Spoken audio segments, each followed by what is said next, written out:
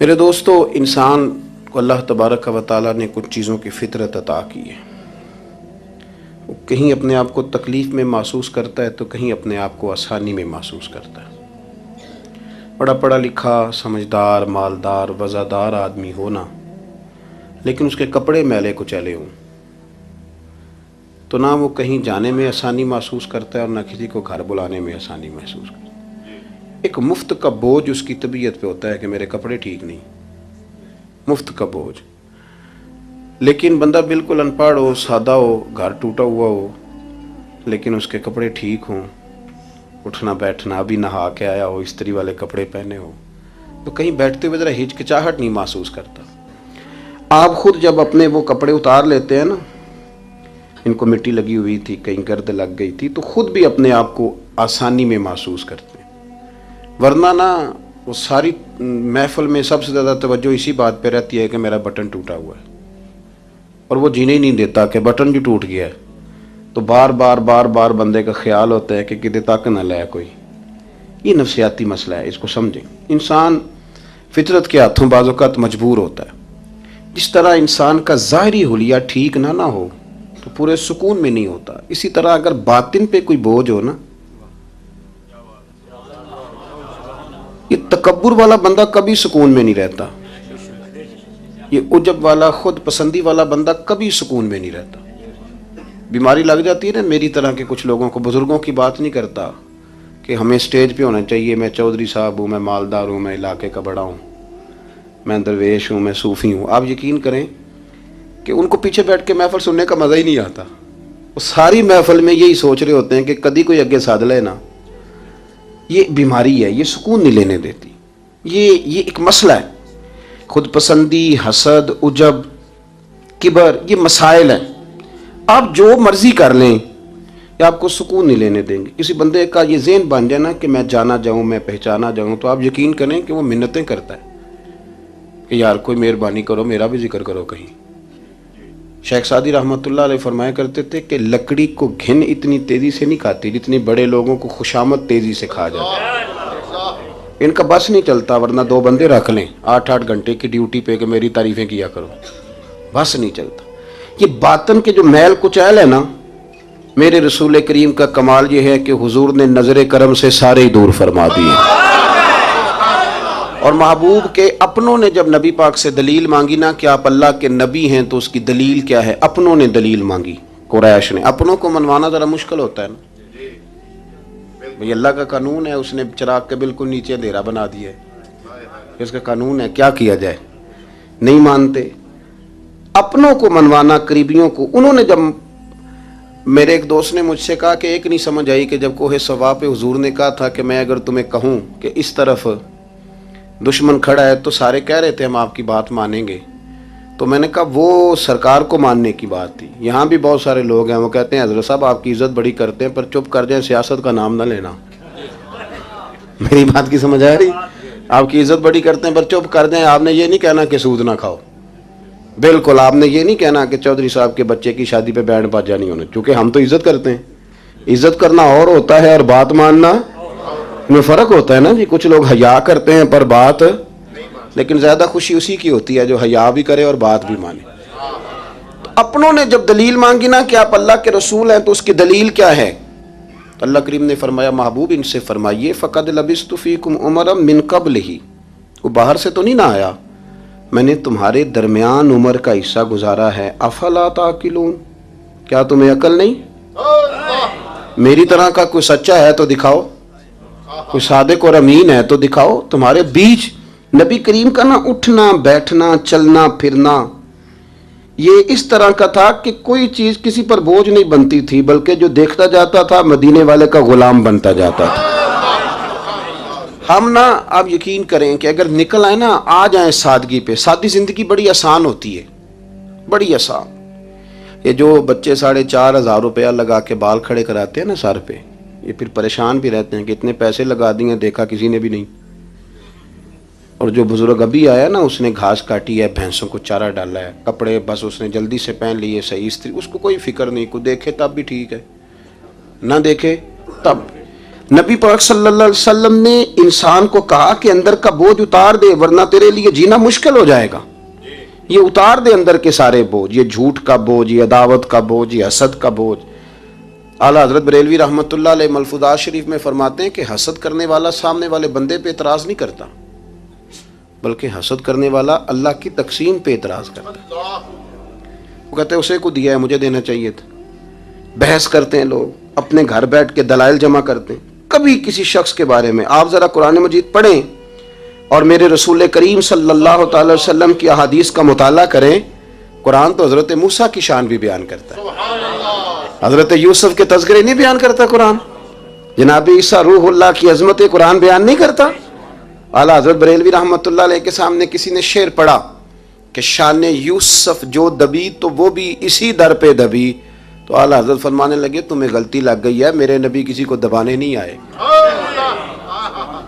تو بندے بڑے حضرت ہوتے ہیں نا جی، اعتراض تو پڑا ہے ابھی وٹتے پہ ہے، تو کہنے لگا جی شعر پہ اعتراض کرنا آسان ہے پر شعر کہنا مشکل ہے. تو فرمانے لگے چلو کہہ بھی دیتے ہیں. اس نے کہا دی آپ کہیے. تو فرمانے لگے شعر یوں کہو کہ شان یوسف جو بڑی وہ بھی اسی در سے بڑی، شان یوسف جو بڑی تو وہ بھی اسی. عزت دینے سے آپ کوئی کمزور ہو جائیں گے؟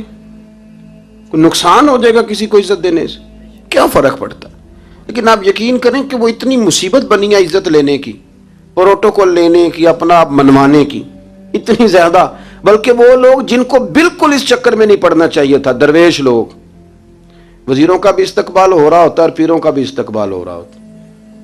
کوئی وزیر چڑھ جائے روڈ پہ تو رستہ غریب آدمی کو پھر بھی نہیں ملتا، تو کوئی تگڑا پیر چڑھ جائے تو پھر بھی نہیں رستہ ملتا. حالانکہ یہ درویش ہیں، یہ فقیر ہیں، یہ فقر کا درس دیتے ہیں، لیکن چاؤ ہی بڑا ہے. میرے رسول کریم صلی اللہ علیہ وسلم نے سادہ اور سمجھ والا اور عین طبیعت کے مطابق جس میں کسی بندے کو کوئی مشکل نہ ہو. پتہ ہے میرے محبوب کا کمال یہ تھا کہ نبی کریم تک رسائی بڑی آسان تھی. ہر بندہ بڑی آسانی سے پہنچ جاتا، بڑی آسانی سے. بخاری میں بھی حدیث ہے لیکن قاضی اعجاز رحمۃ اللہ تعالی علیہ نے بڑے پیار سے لکھی ہے اور انوکھا رنگ ان کی تحریر میں چھلکتا ہے. حضرت انس بن مالک رضی اللہ تعالیٰ عنہ فرماتے ہیں کہ ملک شام کا ایک شخص حضور کی بارگاہ میں حاضر ہوا اپنے بادشاہ کا کوئی پیغام لے کے. غریب آدمی نا ویسے ہی طبعاً ہی تھوڑا سا مایوس ہوتا ہے، ڈر رہا ہوتا ہے، وہ سہما ہوا ہوتا ہے. لیکن حالات کے سہمے ہوئے لوگوں کو بتا دو حالات بدل جاتے ہیں، ایک جیسے نہیں رہتے. لیکن یہ بیچارے سہمے، یہ ہر جگہ ڈر رہے ہوتے ہیں. یہ آستانوں پہ بھی ڈر کے پیچھے بیٹھے ہوئے ہوتے ہیں، آستانوں پہ بھی پروٹوکول مل رہا ہوتا ہے جس کی جیب تگڑی ہوتی. تو ڈرتے ہیں یہ لوگ اور ان پہ پریشر بڑھا دیا جاتا ہے. کچھ ایسے کام کیے جاتے ہیں جن سے ان کی دلوں پر بوجھ بھی رہتا ہے کہ نہیں یہاں بات کوئی نہیں کرنی. حضرت انس بن مالک رضی اللہ تعالیٰ عنہ فرماتے ہیں جب وہ آیا نا نبی کریم کی بارگاہ میں تو وہ کانپنے لگا. کوئی بات بھی نہیں ہوئی، کوئی ایسا مسئلہ بھی نہیں ہوا، لیکن وہ کانپنے لگا اور تھر تھر کانپنے لگا. تو اللہ کے رسول صلی اللہ علیہ وسلم نے اسے فرمایا کہ کیوں ڈرتے ہو، کیا بات ہے؟ کہنے لگا میں مدینے کی جو ریاست ہے اس کے سربراہ کے پاس آیا ہوں. غریب آدمی ہوں، ڈر لگتا ہے کوئی ایسی بات نہ ہو جائے کہ آپ ناراض ہو جائیں. تو انہوں نے تو دیکھا تھا نا ان لوگوں کو کہ جو جانور کو مالک کی مرضی کے بغیر چھاؤں میں باندھ دیتے تھے تو مار پڑتی تھی. اتنا سیانہ ہو گیا تو مرضی کرے گا، مجھے ڈر لگ رہا ہے.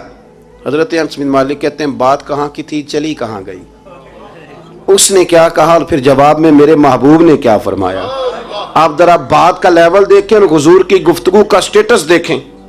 یہ وہ لوگ، یہ وہ تربیت ہے جو لوگوں کے دلوں اور روحوں تک اترتی ہے. میرے نبی کریم صلی اللہ تعالی علیہ وسلم نے بات سنی تو حضور رو پڑے اور اتنا روئے کہ گھٹنوں کے بل زمین پر بیٹھ گئے. جناب انس بن مالک فرماتے ہیں حضور فرمانے لگے نہ بھائی تو کسی بادشاہ کے پاس نہیں آیا، نہ تو کسی حکمران کے پاس نہیں آیا، تو اس بیٹے کے پاس آیا ہے جس کی ماں گوشت کے خشک ٹکڑے کھا کے بھی رات گزار لیا کرتی. میری ماں تو گوشت کے خشک ٹکڑے کھا کے رات گزار لیتی تھی، نہ تو کسی.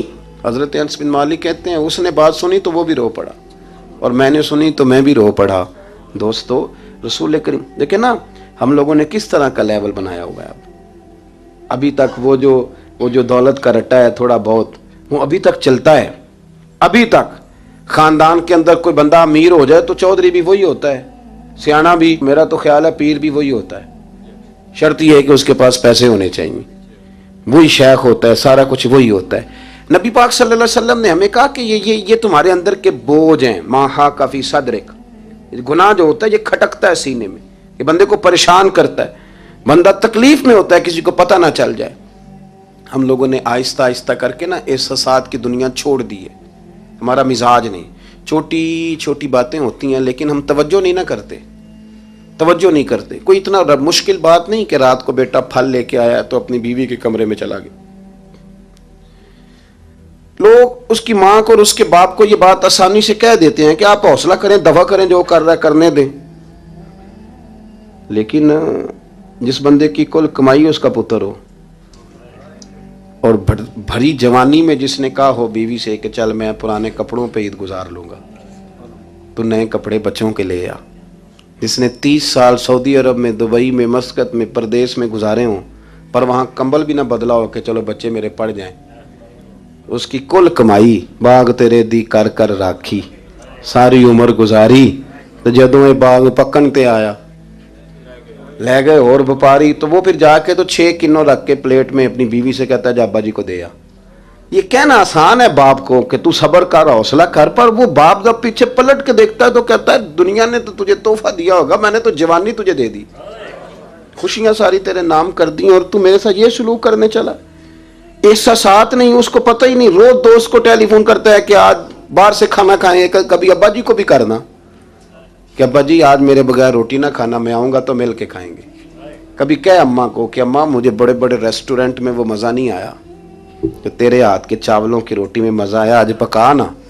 مجھے لگتا ہے اماں کو راشا بھی ہو نا، راشا بھی ہو تو پھر بھی وہ تیرے لیے محنت کرے گی، لیکن احساس ضروری ہے نا، وہ ہم پیدا نہیں کرتے، وہ ہماری توجہ نہیں جاتی۔ صاحب طبقات کہتے ہیں نبی کریم صلی اللہ تعالی علیہ وآلہ وسلم نے نا جب صحابہ کرام آئے تھے مکہ مکرمہ سے مدینہ طیبہ، تو آپ نے سن رکھا ہے کہ انصار مدینہ نے اپنی جائیدادیں بھی تقسیم کر کے آدھی آدھی مہاجرین کو دے دی تھی، تو ان میں ایک حضرت ام ایمن بھی تھی، نبی کریم کی رضائی والدہ ہیں۔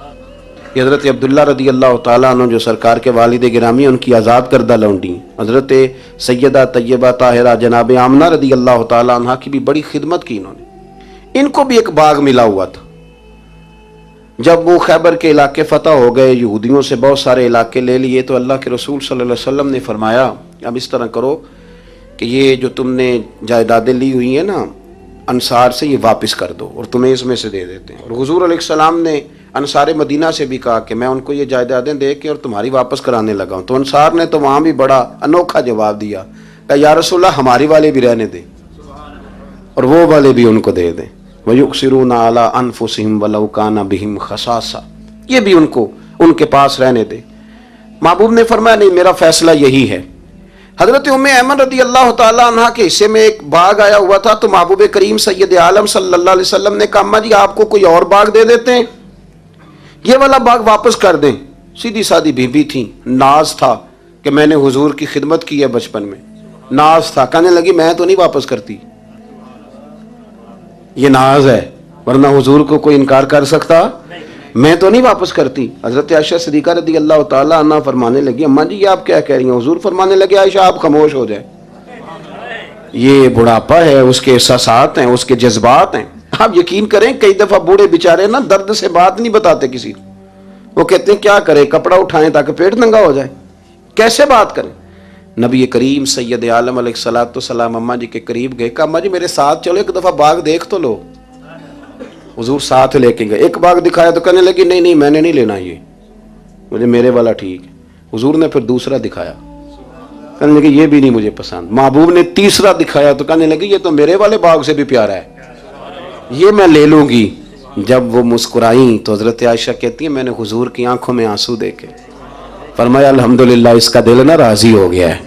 یہ طریقہ ہے میرے عزیز، تھوڑے احساسات تو پیدا کریں، تھوڑے اپنے جذبات۔ کتنی خود غرضی والی زندگی ہے کہ مجھے صرف میرا ہی خیال ہے، اور جو جہاں بیٹھا ہے نا، پتہ ہے ہم پریشان زیادہ کیوں ہیں؟ میں مولوی ہوں تو میں سارا دن یہی تقریریں کرتا ہوں، لوگ مولویوں کی عزت نہیں کرتے، لوگ مولویوں کی عزت نہیں کرتے، تو میں کہتا ہوں چھوڑیں یہ رٹا، عزت مانگنے کی کیا ضرورت ہے؟ اب منت مانگ کے عزت کرانی ہے؟ چھوڑیں، کوئی ضروری ہے؟ میں اس طرح کرتا ہوں کہ میں عزت کرنی شروع کر دیتا ہوں، میں کرتا ہوں نا 15-20 علماء کی عزت، چلو ہم آپس میں شروع کر لیتے ہیں، تو خود بخود باقی بھی مسئلہ ٹھیک ہو جائے گا۔ بوڑھے لوگ ہر وقت شکایت کرتے ہیں عزت نہیں کی جاتی، عزت کیوں آپ بھیک مانگتے ہیں؟ کیا ضرورت؟ پیار دینا شروع کریں، روز بروز مطالبہ کرنا کہ میری خدمت کرو، میرے پیچھے چلو، اس سے تو دقت پیدا ہوتی، انسان تکلیف میں رہتا ہے۔ میرے رسول کریم علیہ السلام خیال رکھتے، چھوٹے چھوٹے بچوں کے جذبات کا بھی خیال کرتے، بوڑھوں کے جذبات کا بھی خیال کرتے۔ نبی کریم صلی اللہ علیہ وسلم ہر شخص کے بارے میں ایسا نظریہ رکھتے کہ جس سے قوم کو سکون ہوتا، دلوں کے اندر اطمینان پیدا ہوتا۔ حضرت عائشہ صدیقہ رضی اللہ تعالیٰ عنہ فرماتے ہیں ایک دن گھر میں تشریف فرماتے اور طبیعت مبارک میں نا بڑی، میں دیکھ رہی تھی کہ بڑا حشاش بشاش ہے سرکار کا مزاج، بڑی خوبصورتی، آج غم امت میں حضور اس طرح پریشان نہیں جیسے اکثر ہوتے ہیں۔ آپ فرماتی ہیں باتیں چل رہی تھی تو بیٹھے بیٹھے حضور فرمانے لگے کہ عائشہ میں تمہیں بتاؤں تم مجھ سے راضی کب ہوتی ہو اور ناراض کب ہوتی ہو؟ کہتے میں نے عرض کی یا رسول اللہ میں اور آپ سے ناراض؟ فرمایا چل سن تو لینا، سن تو لینا، ذرا بات سننا، ذرا سن تو لے، سننا۔ عرض کی یا رسول اللہ حکم فرمائیں۔ فرمایا تم کبھی کبھی قسم اٹھاتی ہو، ذرا احساس کی شدت دیکھی، لفظوں اور جملوں کا خیال رکھنا، سامنے والے اسے آسانی دینا۔ نبی کریم صلی اللہ، دیکھیں نا، میں نہیں پرواہ کرتا جی اب بیویوں کی باتیں کون سنے، میں نہیں پرواہ کرتا جی فلانا تو ان پڑھ ہے، لیکن جو ہمیں حضور نے ذوق دیا جینے کا، جو تسلی دی ہمیں زندہ رہنے کے لیے، جو ہمیں کہا کہ یہ چیز تمہیں جوان کرے گی، ٹھنڈا رکھے گی، نبی کریم صلی اللہ تعالی علیہ وآلہ وسلم فرمانے لگے عائشہ تم نا کبھی کبھی قسم اٹھاتی ہو؟ کہا یا رسول اللہ اٹھاتی ہوں۔ فرمایا جب تم تھوڑا بہت ناراض ہوتی ہو نا کہ کسی اور زوجہ کے پاس وقت زیادہ گزر گیا ہے، تو پھر تم پتہ کس طرح قسم اٹھاتی ہو؟ تم کہتی ہو مجھے ابراہیم علیہ السلام کے رب کی قسم، اور جب تم راضی ہوتی ہو تو کہتی ہو مجھے محمد مصطفیٰ کے رب کی قسم۔ اور میں مجھے پتہ ہے، جناب عائشہ کہتی ہے میں رو پڑی، میں نے کہا محبوبہ بات بالکل اسی طرح ہی ہے، لیکن قربان جاؤں یہاں تک خیال رکھتے ہیں آپ حضور، یہاں تک احساسات ہے، یہاں تک۔ فرمایا مجھے پتہ ہوتا ہے کب تمہارا جذبہ کیا ہے اور کب تمہارا رنگ کیا ہے۔ دوستو یہ چیزیں جب نکل جاتی ہیں نا مزاج سے پھر آسانی ہو جاتی ہے، لیکن وہ ہمارا اپنے آپ کو پسند کرنا، اپنی طبیعت پہ ناز کرنا، اپنے آپ کو دیکھتے رہنا اور اپنی تعمیر میں اتنا غرق ہونا کہ باقی ساری خوبصورتیوں سے بھول ہی جانا، صرف نظر ہی کر لینا۔ تھوڑا تھوڑا پیار بانٹیں، اتنا اوپر کھڑے ہو کے نیچے دیکھو گے تو ہر شے چھوٹی نظر آئے گی، کبھی کبھی نیچے کھڑے ہو کے بھی اوپر دیکھیں، انشاءاللہ بڑے بڑے قد والے لوگ دنیا میں ملیں گے، بڑے بڑے قد والے۔ بہت سارے لوگ مجھے کہتے ہیں کامل پیر نہیں ملتا، میں کہ نہیں ملتا، پیسے بندے دی جیب ٹھیر سارے ہوں تو پھر کامل پیر کیویں ملے؟ اور 2 MA وہ کر جائے چاہے سیپلیوں میں ہی پاس کر جائے، پھر کامل پیر کیسے ملے؟ وہ ہو چودھری صاحب اور اس کو پیر مل جائے، ان 3 بندوں کو پیر ملتا؟ اس کے لیے تو تھوڑا نیچے اترنا پڑتا ہے نا جی۔ پہلے جو برتن بھرا ہوا ہو تو اس میں پیر صاحب کیا ڈالیں گے؟ کوئی خالی ہوگی تو شے اندر آئے گی نا۔ اپنی زندگی میں تھوڑا سا لیول۔ حضرت خواجہ شمس العارفین سیالوی رحمۃ اللہ علیہ، خواجہ صاحب گزر رہے تھے تو ایک بچہ نا، ہمارے دیہاتوں کے بچے جو ہوتے ہیں نا وہ ان کا اپنا سٹائل ہوتا ہے اور وہ بڑے مست لوگ ہوتے ہیں، اصل مزہ وہی بچے اٹھاتے ہیں جو دیہاتوں کے ہیں، وہ جو زندگی گزارتے ہیں بڑی شاندار ہوتی۔ میں آپ کو تجربے کی روشنی میں کہہ رہا ہوں، میں نے دیہات بھی کھول کے دیکھے اور شہر بھی سارے دیکھے الا ماشاء اللہ، ڈھیر سارے شہر میں نے دیکھے، اور میں نے اس میں دیکھا ہے کہ زیادہ سکھی یہی بچے رہتے ہیں جو مٹی میں بھی کبھی کبھی دوڑتے ہیں، ہاں جو سن لیتے ہیں تھوڑی بہت۔ آپ یقین کریں کہ سارے گاؤں کے بوڑھے ہی دادا ہوتے تھے اور سارے ہی چاچے ہوتے تھے اور سارے ہی، اب تو رٹا بن گیا، اب تو مسئلہ خراب ہو گیا، عجیب سی الجھن لوگوں نے پیدا کر دی۔ خواجہ صاحب رحمۃ اللہ علیہ گزر رہے تھے تو ایک بچہ بیری کو روڑے مار رہا تھا، روڑے سارے جمع کر لیے اور مارتا جا رہا ہے، اور یہ بچے گاؤں کے جب یہ فائرنگ کرتے ہیں نا بیری پہ تو یہ روڑے پہلے جمع کر لیتے ہیں تاکہ پھر بے دریغ بغیر رکنے کے اپنا کام کرتے رہیں۔ تو مار رہا تھا تو حضرت شمس العارفین رحمۃ اللہ تعالیٰ علیہ آپ بھی گزرے، مریدین ساتھ تھے، تو 1-2 روڑا نا حضرت کو بھی لگ گیا، تو فرمانے لگا پتر ذرا خیال کرنا میں بوڑھا آدمی ہوں، اس عمر میں تو زخم بھی ٹھیک نہیں ہوتے۔ اس نے بچے نے پلٹ کے دیکھا تو وہ تو جانتا تھا نا کہ چائے سے کیتلی زیادہ گرم ہوتی ہے، مرید ماریں گے، اس نے دوڑ لگا دی، بھاگا اور سر پٹ دوڑا، اور جب وہ تیزی کے ساتھ دوڑا نا، تیزی کے ساتھ، اللہ اکبر، تو خواجہ صاحب نے بھی مریدوں سے کہا اس کو پکڑ کے لاؤ، پکڑ کے لائے تو خواجہ صاحب فرمانے لگے دوڑ تو کیوں؟ کہنے لگا جی دو حرفی بات ہے، آپ ماریں گے، آپ کے مرید ماریں گے، روڑا جو لگ گیا ہے۔ کیا انداز ہے بزرگوں کا، پیار بانٹنے کا، یہ چیزیں انسان کو بڑا میٹھا رکھتی ہیں۔ آپ یقین کریں پروٹوکول سے نکل آئیں آپ سوکھے ہو جائیں گے، آسان زندگی۔ خواجہ صاحب رحمۃ اللہ تعالی علیہ فرمانے لگے ویسے تو کر کیا رہا تھا؟ کہنے لگا میں روڑے مار رہا تھا بیری کو۔ تو فرمایا بیری تجھے جواب میں کیا دیتی ہے؟ کہنے لگا جی وہ تو پھل دیتی ہے۔ تو آپ فرمانے لگے تو شمس العارفین کو بیری سے بھی کیا گزرا سمجھتا ہے؟ آپ اتر میرے سینے سے لگ، اور جو پھل میں تجھے دوں گا نا پہلے کبھی نہ کسی نے دیا ہوگا۔ تھوڑا لیول تو نہیں دیکھیں نا، ہمارے بچے بڑی آسانی سے کہہ دیتے ہیں میرے گاؤں کے لوگ جاہل ہیں جی سارے۔ تو میں کہتا ہوں جاہل کو جاہل کہہ کے جان چھڑانا تو آسان کام ہے، یہ تو آسان کام ہے، پر جاہل کو پکڑ کے عالم بنا دینا یہ مدینے والے رسول کا طریقہ ہے۔ وہ جہاز میں جو لوگ زیادہ ٹریول کرتے ہیں وہ اس بات کو ذرا آسانی سے سمجھیں گے کہ جو ہمارے دیہاتوں سے لوگ جاتے ہیں نا عمرہ کرنے، اکثر غریب لوگ ہوتے ہیں، کئی تو بیچارے کمیٹیاں ڈال کے جاتے ہیں۔ تو وہ جب چڑھتے ہیں نا جہاز پہ تو بچہ پڑھا لکھا بیٹھا ہو تو بابا جی کو نہیں پتا ہوتا، تو وہ سیٹ نمبر کیسے دیکھنا ہے، تو بیٹھ جاتے ہیں جہاں جگہ ملے، سمجھتے ہیں بس ہی ہیں۔ تو بچے تنقید کر رہے ہیں جی ساڈے پنڈ دے بندے نہیں سیانے ہو سکتے، دیکھو انہوں نے بس ہی سمجھا ہوا ہے، اور ہنستے ہیں، پھبتی ہیں، کستے ہیں، مذاق اڑاتے ہیں۔ تو میں کہتا ہوں یار تو اگر پڑھا لکھا ہوتا نا تو تم دروازے پہ جا کے بابا جی کا ہاتھ تھامتا، پھر تو سیٹ نمبر دے کے انہیں بٹھاتا، ہاتھوں تے سیٹ بیلٹ باندھتا، پھر پانی کی بوتل دیتا اور پھر کہتا حضور بزرگوں میں فلانی جگہ بیٹھا ہوں، میری ضرورت پڑی تو دوبارہ بھی آواز دے لینا۔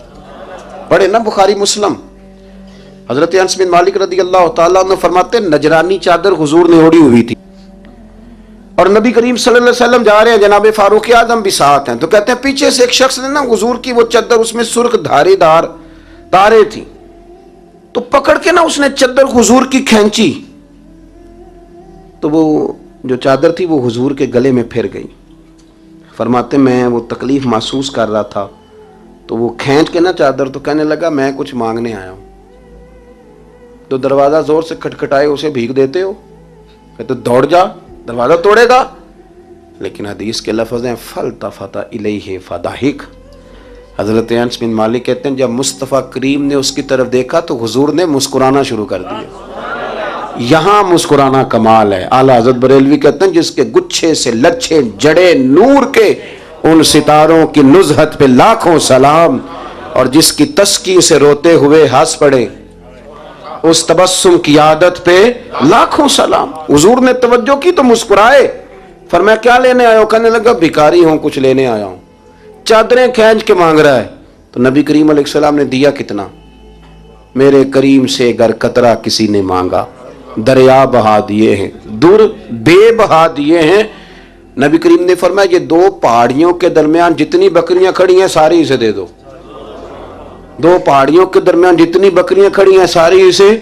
وہ آیا تھا تو اسے ادب آداب بھی نہیں آتے تھے، مانگنے کا طریقہ بھی نہیں آتا تھا، لیکن گاؤں گیا تو جا کے دین کا مبلغ بن گیا۔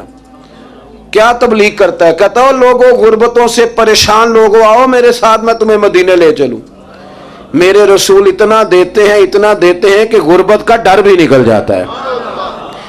جب طبیعت کے اندر انسان کے ایک مزاج بن جائے نا، آپ یقین کریں کہ بڑے ٹھنڈے لوگ، مست لوگ، پرواہ کوئی نہیں، ورنہ بہت سارے ایسے لوگ ہیں بیچارے زندگی میں جو دوسروں کو سیدھا کرتے کرتے نا خود بڑے ٹیڑے ہو گئے، حالات خراب ہو گئے۔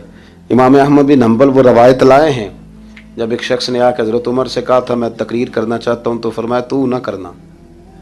اس نے کہا حضور میں پڑھا لکھا ہوں کیوں نہ کروں؟ فرمایا جب تو ممبر پہ بیٹھ کے واز کرے گا تو بہت سارے لوگوں کو گنہگار بھی تو سمجھے گا نا، تو تیرا اپنا کیا بنے گا یہ بھی تو بتا نا، تو پھر تیرے اندر کے لیول کا کیا بنے گا؟ اپنے آپ کو نا ان قباحتوں سے، اگر آپ کے کپڑے ٹھیک نہیں، آپ سکون میں نہیں ہیں، تو آپ کے اندر میل ہو تکبر کی، حسد کی، غیبت کی، چغلی کی، اور سب سے بڑی بدگمانی کی، برا سوچنے کی، پھر آپ کہیں کہ میں سکون سے۔ آپ یقین کریں ہمارا کوئی مخلص دوست اس لیے نہیں ہوتا کہ ہم کسی کو مخلص سمجھتے ہی نہیں۔ ہمارے زمانے میں سچا اس لیے کوئی نہیں کہ ہم کسی کو سچا سمجھتے نہیں۔ ہمیں بزرگ اس لیے نہیں ملتے کہ ہم کسی کو بزرگ ناراض نہ ہونا، میری بات پہ غور کرنا۔ ہمارے ہاں اس لیے کوئی ہمارا ہمدرد نہیں کہ ہم کسی کو ہمدرد، ہمارے بندے کو تو دکاندار کہہ رہے ہیں، ہر بندے کو تو جھوٹا کہہ رہے ہیں، ہر بندے کو تو دھوکے باز کہہ رہے ہیں، ہر شخص تو ہماری نظر میں جاہل ہے، ہر عالم تو معاذ اللہ ہماری نظر میں بے عمل ہے، تو جب اس قدر زیادہ ہمارا ذہن برا ہو جائے گا، یا ایھا الذین آمنوا اجتنبوا کثیرا من الظن ان بعض الظن اثم، اتنا برا سوچیں گے تو پھر تو حضور نے فرمایا نہیں کہ اللہ تمہارے گمان کے قریب ہے، اس طرح کا گمان کرتے ہو رب بھی ویسا ہی بن جاتا ہے۔ تو اپنی سوچوں کو ستھرا کریں، اپنی طبیعت میں نرمی لائیں۔ آپ اچھے بندے ڈھونڈنے ملیں گے تو رب آپ کو ڈھیروں بندے عطا کرے گا۔ اپنے آپ کو کمزور نہ کریں، کبھی چھوٹا نہ کریں، چھوڑیں۔